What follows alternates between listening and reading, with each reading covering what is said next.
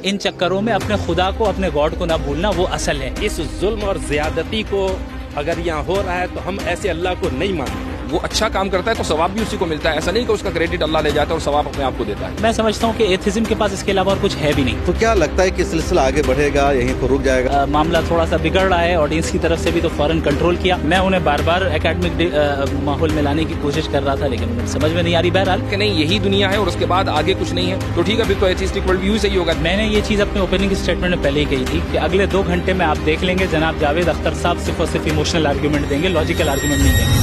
Times में खुशामदीद। दिल्ली के constitution club में होने वाली डिबेट आज की बहुत अहम और तारीखी रही। तकरीबन 2 घंटे तक मुनाजरा जारी रहा, डिबेट चलती रही। जावेद अख्तर और मुफ्ती शमाइल नदवी के बीच में जावेद अख्तर ने अपनी दलीलें दी खुदा के अदम वजूद पर, खुदा के इनकार पर, और मुफ्ती शमाइल नदवी ने बाज़ाब्ता साबित किया कि अल्लाह तबारक व तआला का वजूद है, खुदा का वजूद है। उन्वान ही रखा गया था डज गॉड एग्जिस्ट, और इसी टॉपिक पर बहस होती रही। जावेद अख्तर ने टॉपिक से भटकने की कोशिश की, उधर उधर जाने की कोशिश की, लेकिन मुफ्ती शमाइल नदवी ने मुद्दा पर रहते हुए, टॉपिक पर रहते हुए बहस की। और कॉन्स्टिट्यूशन क्लब का जो स्पीकर हॉल है पूरा भरा हुआ था। सामीन टाइम से पहले आ गए थे। 2 घंटे का टाइम था, 11 से 1 बजे तक, और ऑडियंस को कहा गया था, तमाम सामीन को कहा गया था कि उन्हें 11 बजे से पहले पहले आ जाना है। और तकरीबन 11:15 में यानी 10:45 पर ही पूरा स्पीकर हॉल भर चुका था। और दोनों तरफ के लोग थे, 100 लोग मुफ्ती शमाइल नदवी की तरफ से और 100 लोग थे जावेद अख्तर की तरफ से। शुरू में दोनों ने अपनी अपनी दलीलें दी, उसके बाद एक दूसरे की दलील का जवाब दिया, फिर क्वेश्चन आंसर का सिलसिला शुरू हुआ।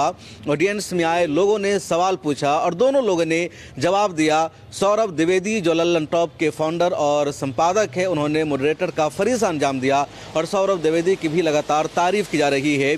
इस डिबेट में मुफ्ती यासिर नदीम अलवाजदी भी मौजूद थे जो अमेरिका में रहते हैं और मुफ्ती शमाइल नदवी को उस्ताद भी हैं। उन्होंने इस डिबेट के हो जाने के बाद गले लगकर मुबारकबाद भी पेश की शमाइल नदवी को। आज की डिबेट कैसी रही और इसका क्या असर जाएगा, इसका क्या इम्पैक्ट पड़ेगा, इन तमाम मुद्दों पर बातचीत करते हैं मुफ्ती यासिर नदीम अलवाजदी से। अल्लाह ताला फरमाता है कि इन्ना हदैना सबीला इम्मा शाकिरा व इम्मा कफूरा, कि हमने रास्ता दिखा दिया, नहीं फ्री विल दे दी। अभी आपकी मर्जी है कि आप उस रास्ते पर चलें या ना चलें। चलेंगे तो शुक्रगुजार कहलाएंगे, नहीं चलेंगे तो नाशुक्र कहलाएंगे। तो एक इंसान अगर गलत काम करता है फ्री विल के नतीजे में तो उसको सज़ा मिलती है, और अगर वो अच्छा काम करता है तो सवाब भी उसी को मिलता है। ऐसा नहीं कि उसका क्रेडिट अल्लाह ले जाता है और सवाब अपने आप को देता है। जावेद अख्तर ने बहुत ज़्यादा इस पर जोर दिया टाइम पर कि कायनात की तख्लीक से पहले या टाइम को वजूद में लाने से पहले अल्लाह क्या कर रहा था, कब से है वो, क्या फ्रेमवर्क है। इसका जवाब बहुत वाज़ेह है, और वो ये कि जो चीज़ टाइमलेस होती है उसके बारे में ये सवाल करना कि वो किस टाइम में था और उस टाइम में वो क्या कर रहा था, खुद एक फैलेशियस स्टेटमेंट है और अब्सर्डिटी है।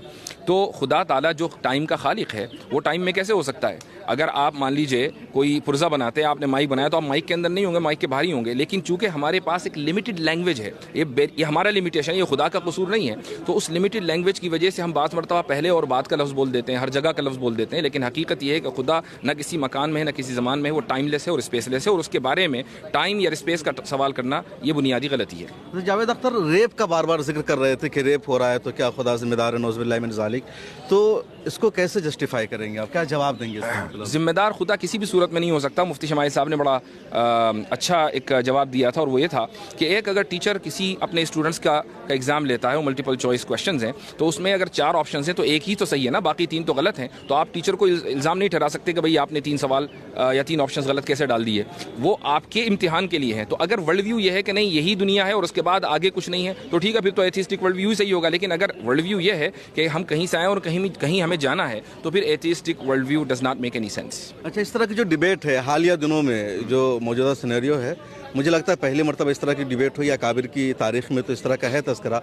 तो क्या लगता है कि सिलसिला आगे बढ़ेगा, यहीं पर रुक जाएगा, इसका कोई अच्छा मैसेज जाएगा? ये सिलसिला आगे बढ़ना चाहिए, और मैं समझता हूँ कि इस डिबेट से इससे कता नज़र कि किसका पलड़ा भारी रहा किसका नहीं, ये पैगाम ज़रूर जाना चाहिए कि एकेडमिक माहौल में मुख्तलिफ़ुल ख़याल लोग आपस में मिलकर बैठ सकते हैं, बात कर सकते हैं और एक दूसरे की दलीलें सुन सकते हैं। कुछ लोग ये मानते हैं कि अल्लाह के वजूद पर कोई डिबेट नहीं होनी चाहिए, बाकी तमाम मौज़ूआत पर आप डिबेट कीजिए। हुजूर के ज़माने में भी अल्लाह ताला के वजूद पर कोई डिबेट नहीं हुई। नहीं, मैं नहीं समझता कि हमारे यहाँ जो ट्रेडिशन है इल्म कलाम का कह लें या पूरा इल्मी जो पूरा कल्चर है उसमें किसी ने ये कहा हो कि खुदा के वजूद के ऊपर डिबेट नहीं होनी चाहिए, बल्कि हज़रत बाक़िर अलैहि रहमा बाक़िर सादिक इमाम बाक़िर जिनको कहते हैं उन्होंने तो बाकायदा खुदा के वजूद पर कई मुनाजरे किए हैं और बाकायदा वो छपे हुए हैं, और ये मुतज़िला के ज़माने से पहले थे। वैसे आज पलड़ा किसका भारी रहा? ये तो बिल्कुल वाज़ेह ऑडियंस ने तय कर दिया है, और आप हमारे चेहरे की खुशी देखकर बता सकते हैं। बिल्कुल। ज़रा सा बातचीत करेंगे मुफ्ती इस्माइल नदवी साहब से। आप थे डॉक्टर यासिर नदीम अलवाजदी, अमेरिका में रहते हैं और लगातार इस मौजू पर अब काम भी कर रहे हैं। कॉन्स्टिट्यूशन क्लब के स्पीकर हॉल में ये डिबेट हुई, दोनों तरफ के लोग थे, दोनों तरफ से तालियां बज रही थी, आपने लाइव ज़रूर देखा होगा, और बड़े अच्छे सिस्टम अंदाज में ये हुआ। तो इधर मुफ्ती इस्माइल नदवी है, आज उन्हीं का दिन है, फ़ोटो में लगे हुए हैं, तो आपको मुबारकबाद अपने पूरे फैंस के साथ। आज का जो डिबेट रहा कैसा रहा आपके लिए? बहुत मैंने सोचा था कि कुछ थोड़ी ज़्यादा अच्छी एकेडमिक गुफ्तगू होगी, लेकिन बहुत ज़्यादा एकेडमिक हो नहीं पाई। उसकी वजह यह है कि वो टॉपिक से डाइवर्ट हो जा रहे थे।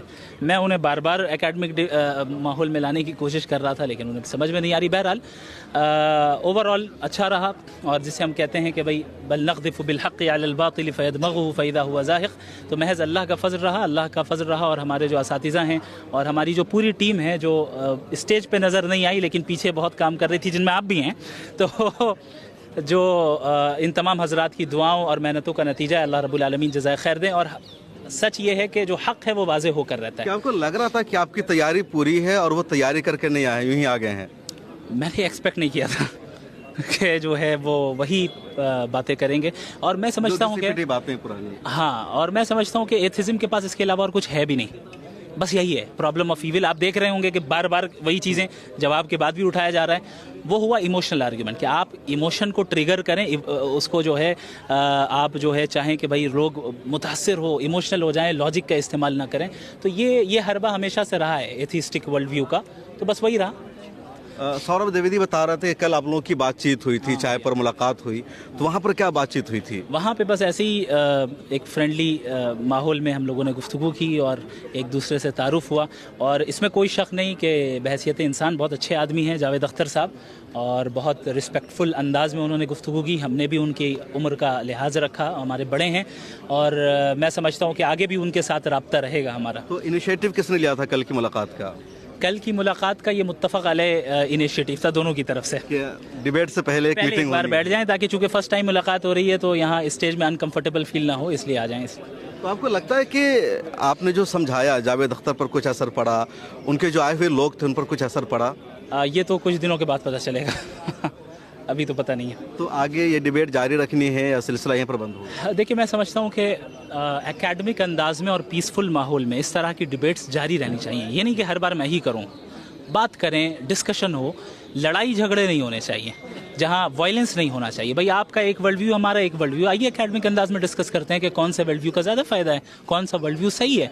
अब जिसको जो समझ में आए कबूल कर। मॉडरेटर को लेकर के बहुत ज़्यादा परेशानी थी कि जो मॉडरेटर होगा अपनी जिम्मेदारी निभाएगा या इधर झुकेगा उधर झुकेगा, तो कैसा रहा आपका?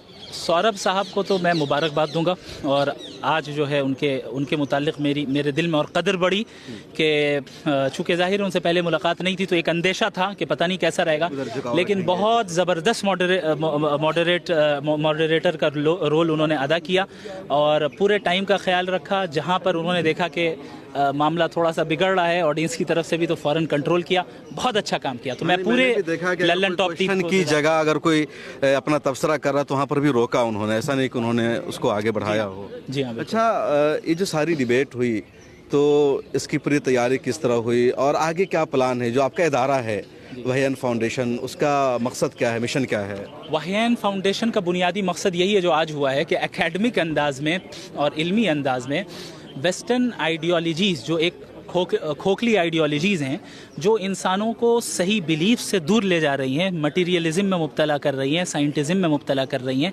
हम बताएं कि देखो इन चक्करों में अपने खुदा को, अपने गॉड को ना भूलना, वो असल है। तो वहीन फाउंडेशन इसी तरह एकेडमिक काम करता रहेगा। आपकी पहली डिबेट थी फाउंडेशन की?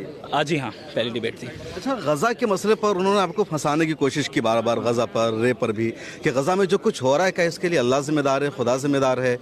मैंने ये चीज़ अपने ओपनिंग स्टेटमेंट में पहले ही कही थी कि अगले 2 घंटे में आप देख लेंगे जनाब जावेद अख्तर साहब सिर्फ और सिर्फ इमोशनल आर्ग्यूमेंट देंगे, लॉजिकल आर्ग्यूमेंट नहीं देंगे। जब इंसान के पास कोई लॉजिक आर्ग्यूमेंट ना हो تو پھر وہ کیا کرتا ہے کہ وہ انسانوں کے ایموشنز کو بھڑکانا چاہتا ہے اور اپنی طرف مائل کرنا چاہتا ہے. تو یہ حربہ نیا نہیں ہے, ہمیشہ سے رہا ہے اور میں اس کے لیے پریپیئرڈ تھا الحمدللہ. صاف مفتی شمائل ندوی جن کے ادارے نے اور ان کی طرف سے یہ ڈیبیٹ رکھی گئی, دونوں لوگوں نے شرکت کی اور سوربھ دیویدی موڈریٹر تھے اور انہوں نے اچھی طرح یہ فریضہ نبھایا. یہ پوری ڈیبیٹ 2 گھنٹے کی ہے تقریباً اور الگ الگ انداز سے ہوئی. دونوں نے اپنی بات رکھی, پھر ایک ساتھ کنورسیشن ہوئی, کوسچن آنسر رہا اور دونوں طرف سے لوگوں نے سوال پوچھا, ہر طرح سے جواب دینے کی کوشش کی گئی. آپ اس مکمل ڈیبیٹ کو ضرور دیکھے گا اور مجھے دیجیے اجازت, پھر ملاقات ہوگی. یہ جو ظلم اتنا ہو رہا ہے اور اس زیادتی ہو رہی ہے, اس ظلم اور زیادتی کو اگر یہاں ہو رہا ہے تو ہم ایسے اللہ کو نہیں مانتے. تو ان کا ایسے اللہ کو نہیں ماننا ہی اور یہ لفظ کا کہنا ہی, یہ ایکسیپٹ کر لیا انہوں نے اپنی زبان سے کہ اللہ ہے. اب اللہ صحیح کر رہا ہے یا غلط کر رہا ہے وہ ایک الگ پہلو ہے جو الگ ڈیبیٹ ہوگا. ڈز گاڈ ایگزسٹ, انہوں نے ایکسیپٹ کر لیا اس بات پر کہ بھئی یہ ہو رہا ہے, اتنی سا تکلیفیں, اتنا یہ وہ اور ایسے اللہ کو ہم نہیں مانتے.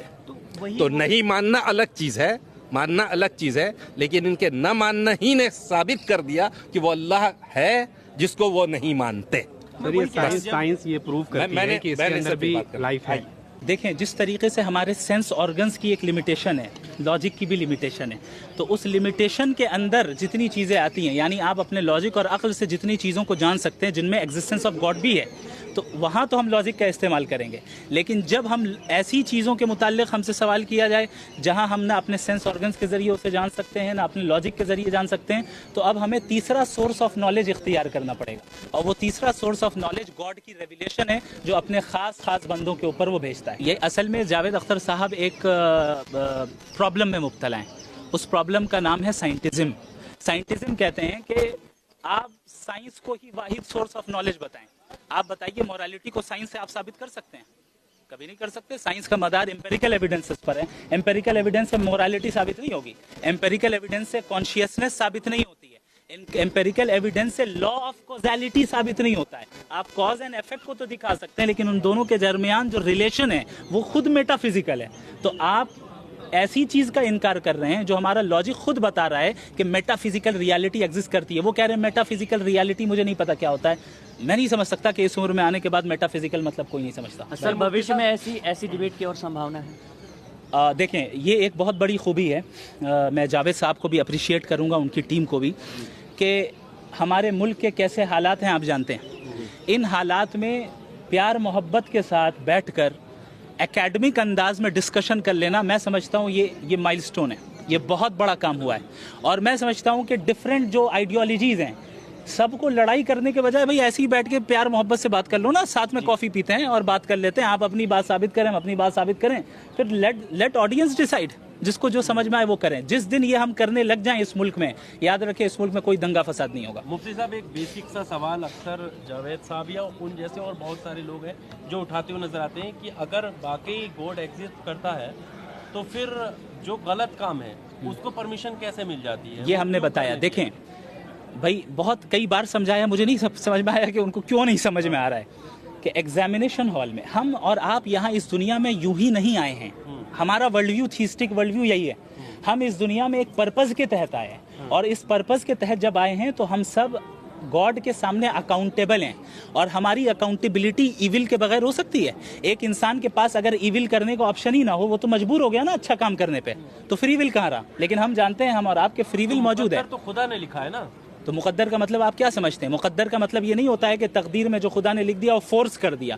تقدیر از دا نالج آف اللہ, مقدر is the knowledge of Allah. For example ایک ڈاکٹر ہے, اس نے دیکھا ایک مریض کی حالت اتنی خراب ہو گئی ہے کہ یہ 1 مہینے سے زیادہ زندہ نہیں رہ پائے گا. اس نے اپنی ڈائری میں لکھ دیا کہ بھائی یہ 1 مہینے کے اندر مرے گا, اور وہ مر گیا. کیا ڈاکٹر کے لکھنے کی وجہ سے مرا یا اپنے کنڈیشن کی وجہ سے پڑا؟ ہر ایک کیس میں ایسا ہی ہوتا ہے, ہر ایک کیس میں ایسا ہی ہوتا ہے. خدا ہر چیز کا علم رکھتا ہے. ڈاکٹر میں اور گاڈ کی فرق ہے, کوئی تشبیہ نہیں ہے دونوں کے درمیان. لیکن مثال آپ کو سمجھانے کے لیے دے رہا ہوں, آپ اس کو پکڑ لے رہے ہیں لیکن آگے جو میں کہہ رہا ہوں وہ نہیں سمجھ. میں یہ کہہ رہا ہوں کہ گاڈ کا نالج ہے مقدر, یعنی گاڈ کو معلوم ہے کہ آپ اپنے فری ول کا استعمال کر کے کیا کرنے والے کیا نہیں کرنے والے. اس نے پہلے ہی اس کو لکھ دیا اپنے نالج کے حساب سے, اسے مقدر کہتے ہیں. لیکن اس نے فورس نہیں کیا آپ کو غلط کام کرنے. پھر انہیں معلوم ہے تو امتحان کیوں لیتے ہیں؟ پرچہ لکھتے ہیں پھر وہ بھی ایک गॉड फेथ कह रहे हैं आप, वो भी हो सकता है? क्या जो धीरेन्द्र शास्त्री पर्चा निकाल रहे हैं, किसी के भी नाम से पर्चा निकाल दे रहे हैं, सब कुछ उसमें हो जा रहा है, फिर उसको कैसे देख रहे हैं? क्या वो देखें, गॉड है या ये क्या बात कर रहे हैं मुझे समझ नहीं आया। बहरहाल कुछ थोड़ा बहुत समझ में आ रहा है, तो जो कॉन्सेप्ट है समझ में आया मैं बताता हूँ। देखें, जब हम गॉड के एग्जिस्टेंस की बात कर रहे हैं ना, सो वी डोंट